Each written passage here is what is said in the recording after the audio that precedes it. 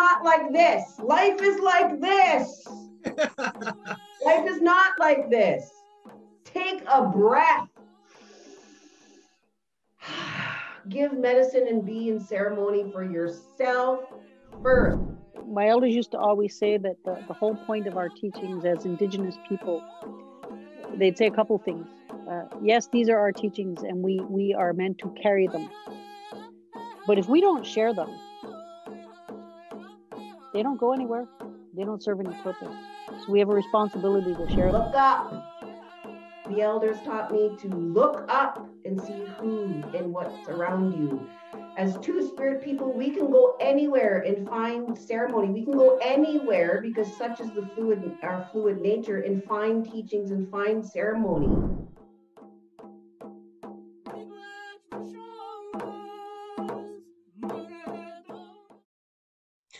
Well, I want to talk about this idea of smudging. And I've never smudged before. And I remember we had to do using Algonquin Sage. What exactly is the Algonquin Sage, Hollee? It's a medicine.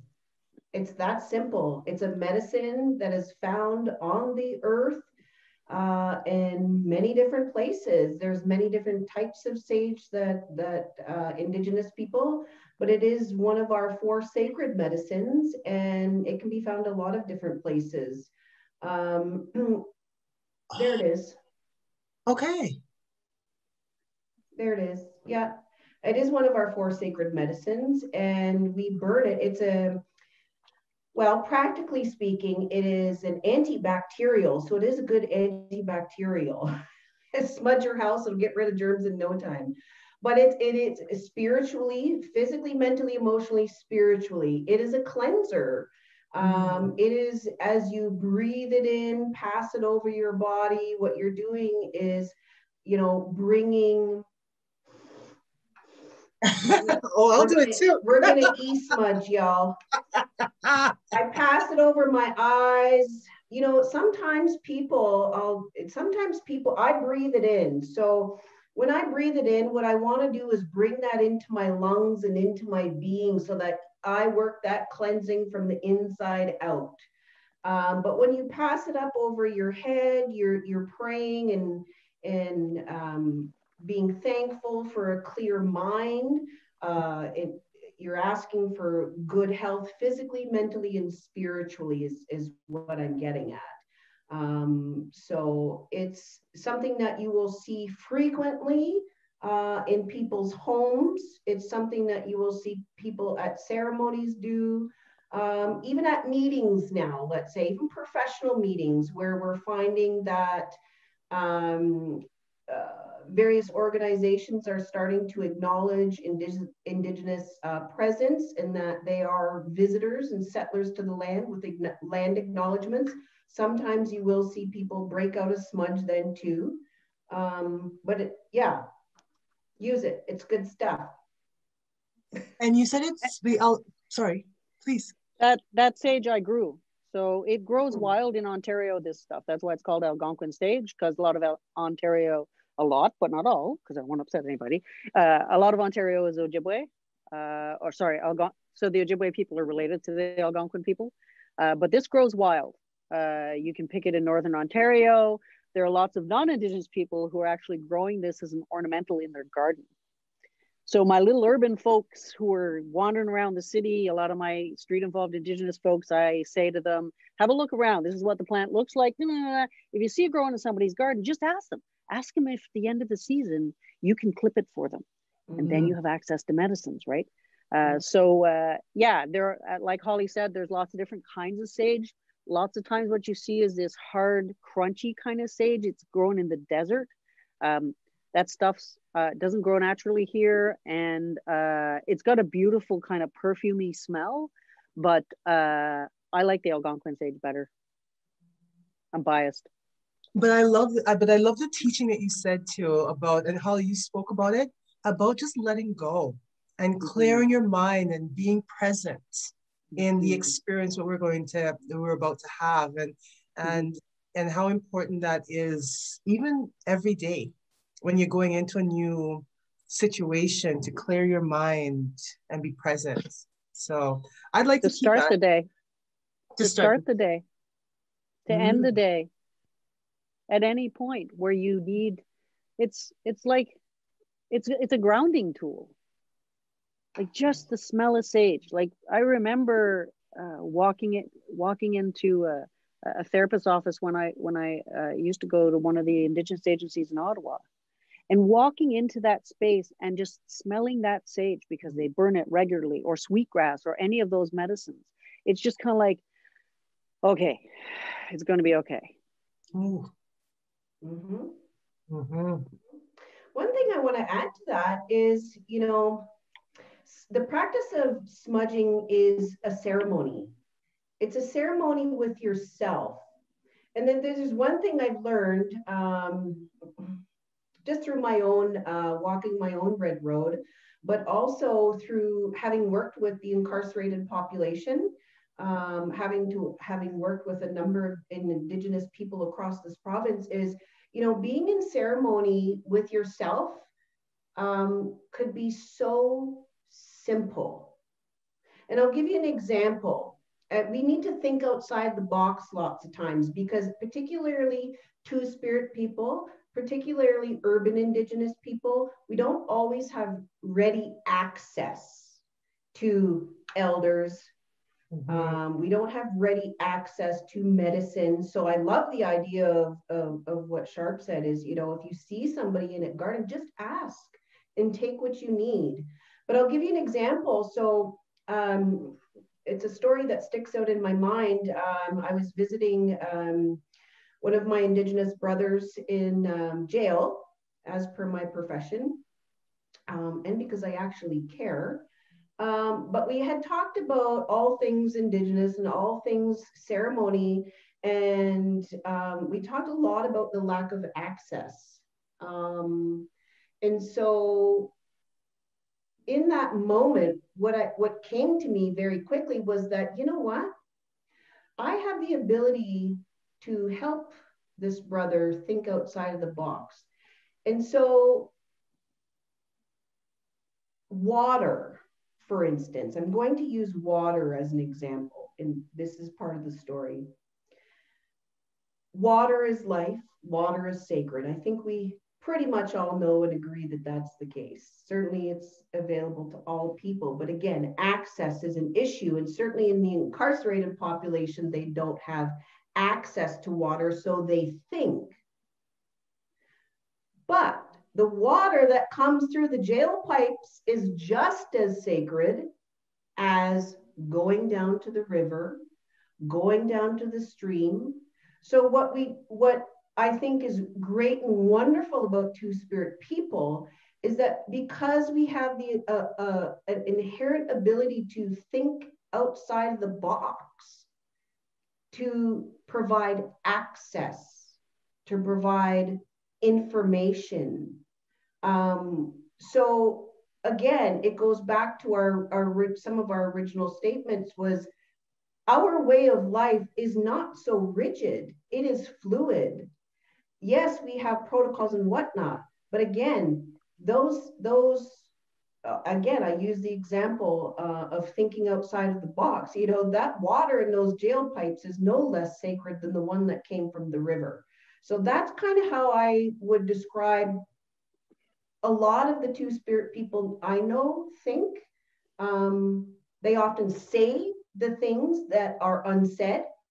They think differently. They're creative. They're open. And that's why, again, I go back to, the Two-Spirit people are visionaries. And we have the ability to open minds and open families and communities into new beginnings and new days. Utilize that. Absolutely. And just to kind of riff off Hollee, I also worked with incarcerated folks, and many years ago had a Two-Spirit friend of mine share a water ceremony with me. Water is life. Water is sacred. It's the blood of Mother Earth. And so for my folks on the street, because the other thing that happens, right, is people think they're not worthy of ceremony. particularly if they're struggling with substances or they're incarcerated or they're not following the red road or whatever. So people have this, I'm not worthy. Could you come and smudge me? I can't smudge myself. Sure you can. But as Hollee said, often people don't have access to medicines, or if life is chaotic, they can't hold on to stuff or whatever. But we can, particularly in Canada, in some places, access water. Water through the pipes, water in a bottle. It's all water. And so I would encourage the folks that I worked with, okay, so you can't smudge. Great. You got a tap? Great. Turn on the tap. Hold some of that water in your hand. Look at it. Smell it. Taste it. Offer your thanks to it. And when you offer your thanks to it, you are blessing that water. Not that you really need to, because it's already sacred, just like you are. Ooh. And you can take that water and you can put it on your head, or wash your hands, or wash your heart in exactly the same way as we used this medicine. And we have that access. So to Holly's point about decolonizing, I'm all over decolonizing, baby. I'm all over decolonizing the shit that continues to cause barriers for our people to access ceremony, which is their birthright, which is everybody's birthright. One's birthright. What you just said just stopped me right there. We are all sacred. And regardless of the circumstance, regardless of what has happened, you are sacred. And, you know, and you give thanks. And I'm all about gratitude. I strongly believe that in gratitude, when you give thanks and receive that, it changes your life. That's magic in my world, right? And I believe everyone's worthy of that. It's beautiful. And gratitude is the core of our way. Like when my elder shared with me, there's a prayer that I say in Anishinaabe. And throughout that prayer, you hear the word miigwech. We don't pray begging for stuff from our creator. We pray in gratitude, knowing that Gijiminido is giving us what we need, whether or not we understand what it is, what we need. Ooh. We give gratitude to Gijiminido for giving us life, for giving us everything that we need. We don't need to ask. We don't need, because what we need will be given to us. You speak my language. I love this. I love this. And let's talk a little bit about the tears. Like we're talking about water. And, you know, of course, we are at a joining ceremony, which is coming together of two beautiful people. And we cried. You know, that happens. There are tissue boxes around. And let me just say, I will share clips from that wedding. It is so beautiful and so touching. But you share that you don't throw away the tissue paper. There was a sacred fire that was built, and you offered those tears to the fire. Can we talk a little bit about that offering and what that means? Oh, see you kissing me. I'm pointing. Oh, you're pointing. Oh. I'm pointing with my lips. I'm telling Sharp she got to speak on it. It's hers. I'm pointing with my lips. There you go. Okay. So one of the teachings that I was given is, water is life. Our body is mostly water. We can't live without water. We need that water. And Indigenous people have understood for a long time. And science is finally catching up, don't you know? Always so excited for the scientists when they catch up with us. That crying is actually very beneficial for us. And depending on what we're crying about, there's a different chemical composition to our tears. And so that's what science has found out. But we have known as part of our own teachings about health and well-being and all of those things, that crying, that expression of that emotion comes from your spirit, and that it is beneficial for you. And one of my warriors' teachings is that it takes more strength to shed tears than it does to hold them back, right? So it flips what our mainstream world says on its head. So we have acknowledged, at least in the teachings among the elders that I've sat with, that those tears are sacred. If you shed tears in ceremony, they are sacred because your spirit has been touched. Mm. And we honor the sacredness because, in a sense, those tears are a prayer. They are a prayer. Mm-hmm. You are letting go of something that you need to let go of. So we capture them in those, either in a handkerchief or a Kleenex or whatever. And we were lucky enough to have a sacred fire. And we offer them to the sacred fire. You can also offer the, if it's something that's biodegradable, you can offer it to the earth. You can chuck it in the water. We offer them to the fire so that the fire will turn that tear into smoke, take it into the world so that it can go where it can do the most good. Oh my goodness, beautiful. And nourish, right? Nourish everything else, all of creation, just as shedding those tears has, in a sense, nourished you. And Holly, you know what?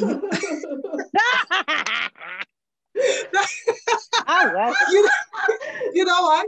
That's like perfect timing, because I was just about to say at the ceremony, Holly also said laughter is medicine. And before I could even say nothing, there she did, bust out laughing. Laughter is medicine, truly, truly, truly, laughter is medicine. And, you know, I think people get weighted down by the heaviness of being so boxed in and trying to control the environment around them. And, you know, we have lost joy, you know, and I'm just talking generally. We've lost joy and we've lost laughter. And, you know, what I love about my marriage so far is that we wake up laughing and we go to bed laughing. Laughter carries us through the day. And what's great about Indigenous people is that even in crisis, we laugh. Yes. And you know, the colonized world out there has told us that it's inappropriate. It's not. It feels good to laugh. You know, if you say something funny, I'm going to laugh. And loud too. Right. And, you know, it's so necessary to bring back laughter, to bring back crying. Because laughter is a way of letting go. It's a way of relief as well, that comic relief, so to speak. So, you know, our coping mechanisms, our ways of being, our ways of coping is laughter and crying. But we're not doing it. I mean, I try. I like to make people laugh. I like to laugh. Feels good. Sharp makes me laugh. That's why she's my people. And we all know we laugh every day on Tea Time with Tammie. At least we find reasons to. That is good medicine. Mm-hmm. I was just laughing today because we just released our mobile phone throwing. It was hilarious. Anyways, I know, right? We find any ways to laugh, especially now. And as the world goes through this pandemic, and that's the whole point, is first finding ways for ourselves to laugh. And then if we are lucky enough to share that, at least with one other person, we don't even know the impact that laughter has on that particular person, how that can that can have a rippling effect. You don't know what, you know, that by making someone smile or laugh can change, you know, their life or circumstances. So I truly honor the fact that I'm quite easily amused. But that's the gift. That's the gift, right? Like that gift of being able to shift energy. Holly talked about Two-Spirit people being acknowledged before, you know, Chris got lost, and as healers, as helpers, and that's not just something that Indigenous Two-Spirit people carry, right? LGBTQ people carry that. That is part of that gift. Why the hell do you think so many straight people want to go to Pride? because that energy is Yes. so wah. Or why so many people want to go to a gay bar, because that energy is wah. Or why has drag taken off? Because that energy, it shifts things. People are seeking something to shift them out of Different. the bullshit that we're all living in. Different is good. Different is good. Don't fear Fluidity. change. Yeah. Fear is a liar. Ain't that truth? That's one thing that I keep in my head. And above your head, I was just going to talk about that. Just wanted to talk a little bit about some other elements of the ceremony as well. That star blanket that you have, well, the star blanket for the ceremony was gorgeous, and you also have one behind you as well, and that is what we use to wrap you. And is that the symbol of now that you are a joined couple? Is that what that star blanket is? Partly. Okay. So this is not the star blanket. Just to clarify, this is not the star blanket that was used in ceremony. This belongs to my daughter. So the star blanket that we used for ceremony was done by a woman out west, and her name is Tara Campbell, and she basically took information from me about what it is that I wanted to see. And so I sent her the rainbow colors. So they're all colors of the rainbow, the beautiful star blanket that was used for ceremony. And for me, when you are, number one, that star blanket for me is representative of spirit. Spirit comes first for us. So it's representative of spirit. It's representative of spirit wrapping us, accepting us, welcoming us into the recognition of being a married couple in the spirit and in the physical world. It is very representative of my chosen family and friends.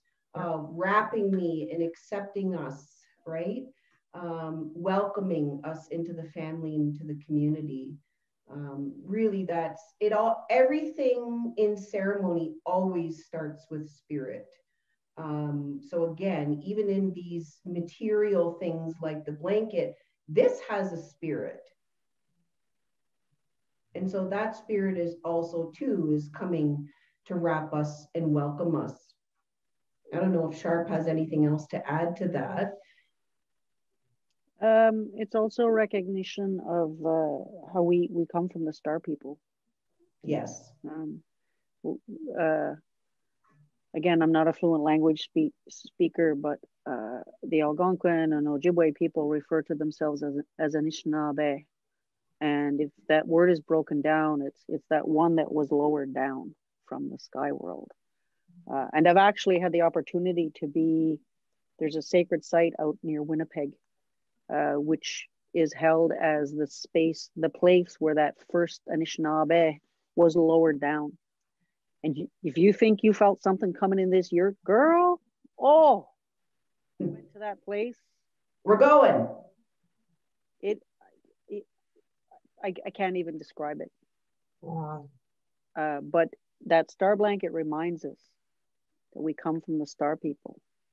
There's all kinds of teachings around that, but we won't get into that today. One of the things, that you did, because of course, when we talk about ceremony, we also talk about food. And one of the things I saw you do, Sharp, was to bless the food. Did you smudge the food? Is that what you were doing? And you offered it to the ancestors, like what do you call that? A sacred plate? Spirit plate. Spirit plates? Can we talk a little bit about the feast food? I know that Hollee, you prepared it. Can you talk a little bit about feast food? And I also want Sharp to share about the berry story, because that's probably the number one thing someone asks me when they watch Love is Sacred. So can we start with you, Hollee? Yeah, well, first off, I need to acknowledge that it was my cousin Luke, that provided the wild meat for us. He is a hunter, fisherman, forager, and always living off the land as much as possible. And so, as per our teachings, customs, and practices, there was some trade going on there. I gifted him with wild rice for his giant family, and he gifted me some meat for ceremony. So that wild meat, I need to say that it came from the Stony Point territory, the Kettle and Stony Point territory, fresh off the land from my cousin Luke. And so in preparing traditional feast food, it's certainly not my first time, and it was good. It was It was very good. Down, girls. I got the leftovers. I Down. had the best of all that, baby. Anyway, yeah, no, it was good. So it's not the traditional, not the first traditional feast that I've ever prepared. The teachings, customs, and practices surrounding the preparation of traditional feast food I got from my elders in Batchewana First Nation in Sault Ste. Marie. So I need to acknowledge that. And so I've been able to carry those teachings forward to home to my territory here in the South. So as you tasted, there was no salt, there was no pepper, there was no Old Bay seasoning. There was, I did incorporate some contemporary, like the pickerel cheeks, the fried pickerel cheeks. That was more contemporary. It was really good. But there was there was still fish there. So the wild rice I got from Red Lake First Nation, who has cultivated and harvested wild rice for some time. It's what they're known for. Fish, deer, duck, clearly, it's representative of, the animals on the land, animals in the water. And the reason why we do that, we had berries, as you know, strawberries, blueberries. The reason why we do that is because we need to honor and welcome and feed the ancestors first.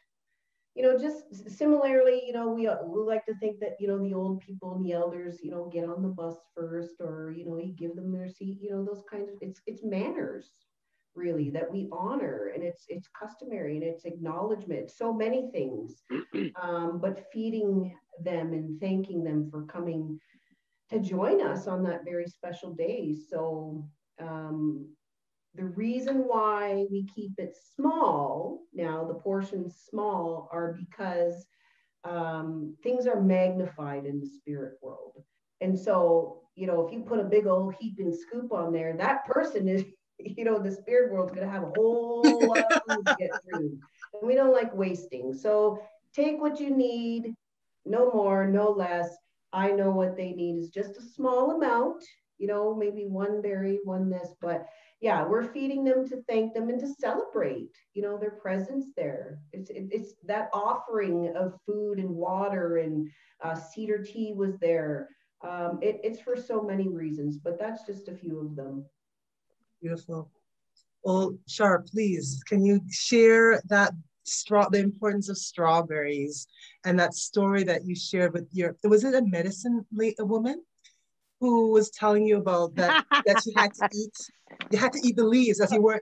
You think I'm bringing every time I've looked at the video that you did a couple of times, and I'm kind of going, I wonder how many people are looking at it going, what the hell is she saying? Because you spend far too much time on my face telling that story in that video.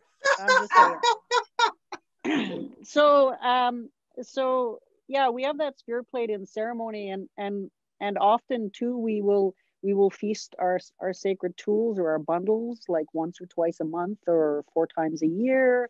We'll feast our ancestors. My father passed away in September, so every full moon, because he passed away on the full moon, I put out a spirit plate for him for the first year of his crossing. Yeah, so we always acknowledge that we wouldn't have these ceremonies if it wasn't for our ancestors, if it wasn't for the spirits that come, like I called them in for that ceremony, right? We sang songs, we sounded the eagle whistle, we invited our ancestors to come to keep us safe, to continue to whisper in our ears, and to let us know what it is we need to do.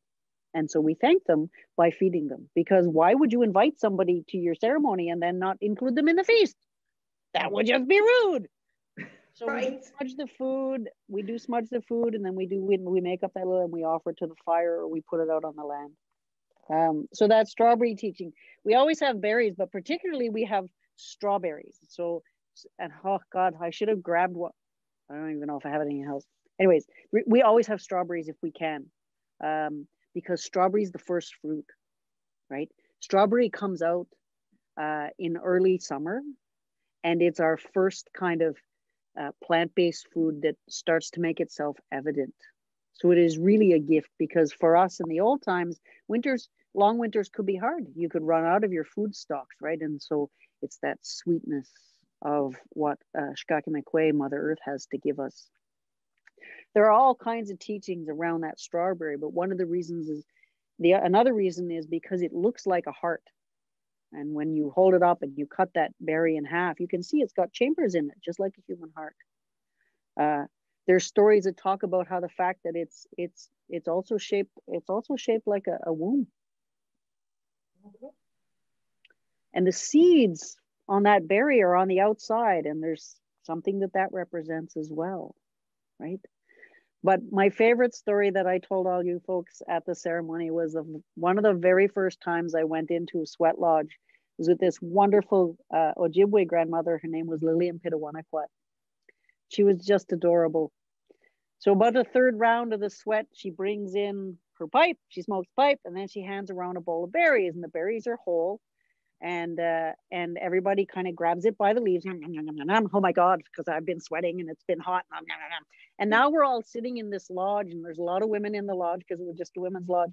And we're holding these leaves and kind of going, what is this? Not like there's a garbage can in here. And that grandmother, she's kind of looking, because she's typical little Ojibwe grandmother, short, kind of well upholstered, little brown eyes just twinkling out of her face. She's just gorgeous. And she's watching us, eh? We're all kind of looking at one another and looking at these leaves in our hands. She says, what you gonna do with that? Oh, that's medicine. Gotta eat that medicine. Good for you. You think I'm gonna bring some garbage in my lodge? Now we're all embarrassed. The berries are gone. So, and they're bitter. Those berries can be bitter. But it's a teaching. Is it the teaching that when we come to life, whatever we encounter, there is bitterness and there is sweetness. And we consume that leaf with the berry because it reminds us of that. The other thing is that there's a lot of medicine in that leaf, which is different from the medicine of the berry. They all operate on the body differently. And so every time, it's amazing how sometimes the way that an elder conveys something has an impact on you. I never forgot after that sweat. I always make a point when I grab a berry, particularly in ceremony. I may not always do it when I'm just having a first night, but most of the time I do. I pick up that berry and I try not to even look at the leaves, because sometimes the leaves ain't looking so good depending on where you get your berries from. And I take that first bite and I feel the difference in the textures, and I feel the difference in the flavors. And I remember that Kokum, who's in the spirit world now, right? And every time I remember her, I give thanks to her for the teachings that she shared. And it's a funny story to tell. And I get to feel a little bit like what she must have felt sitting in that lodge, watching all of us kind of go on those very bitter leaves. Oh, I love and that. on that note, I also want to say, I want to bring it back to, ceremony and thinking outside of the box. Those weren't wild strawberries. I didn't go pick those in the bush, but that doesn't make them any less sacred. Mm-hmm. And I want to use, this is a huge point that I want to drive home to Two-Spirit people, urban Indigenous people, anybody really, actually. is, we have to think outside the box more, because a lot of what's happening isn't working. It's not. So do differently. The water in the pipes in the jail is just as sacred as, the water at the lakes or rivers, the store-bought strawberries. Those are just as sacred. Those store-bought blueberries. We have to stop saying, that's not good enough, or that's not right enough. Clearly, there are some things that need to be called out in life. But when it comes to, there's so many things that get bickered and argued about that don't need to be bickered and argued about. Our people are not inherently rigid people. Where does that come from? Stop and think about where that comes from.